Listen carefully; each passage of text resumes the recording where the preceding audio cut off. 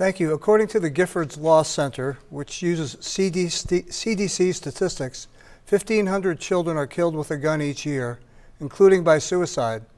Gun violence is the second leading cause of death among children overall and the first leading cause of death among black children. COVID-19 has caused far fewer pediatric deaths, fewer than 100.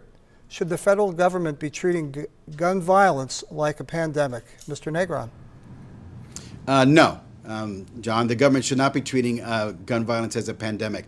Look, we have over 10,000 laws, both federal and state laws, on the books, and it doesn't stop any of this violence. The issue, when we have some of the situation, you'd have to look at what the situation was for these young children. If it was a situation where somebody got a hold of a gun that was improperly stored, then that's on the adult that's in that house. A law is not going to fix that. You know, if it was a parent that used it on their child because of some mental instability, then we have to look at the issue of mental illness.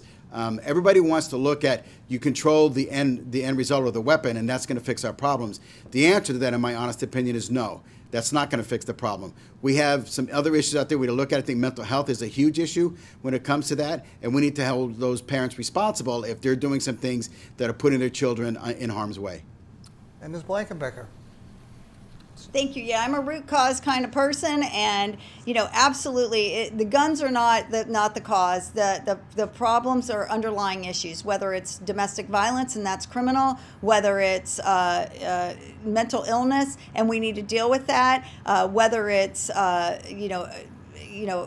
any other criminal activity other than domestic violence. And so, no, we need to get to the root cause, and we need to deal with it. If we have a problem in this country with mental illness, then we really need to sit down and start thinking about how we're going to combat our mental illness problem in this country, and certainly in this state. We know that we have a shortage of mental health providers, and so any incentives that we can give to get folks to go into those mental health professions would definitely help. But the problem isn't the gun. The problem is the hands that the gun are in, and we need to fix the problem at the root and not at the gun.